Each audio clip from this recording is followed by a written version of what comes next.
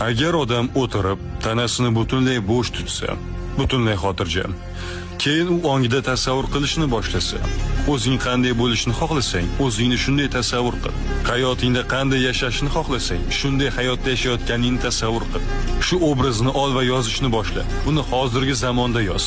Men hozir o'zimni shunday ko'rayotganimdan baxtliman va yozyapman. Keyin buni o'qishni boshla.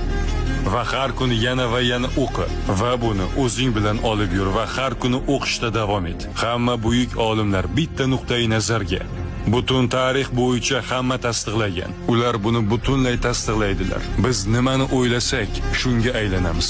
Ko'p odamlar ustimdan kulishadi. Bundan hech qanday ma'ni yo'q deb. Balkim bu sizga boshida fantastikadek ko'rinishi mumkin, hattoki yolg'ondek ham ko'rinar.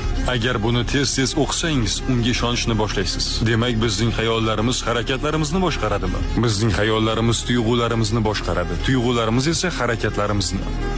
Ayol kishi uchun eng og'riqlisi, eng alamlisi bilasizmi nima? Suyanaman desa, suyanchig'i bo'la olmaydigan insonga umrini baxshida etganligida.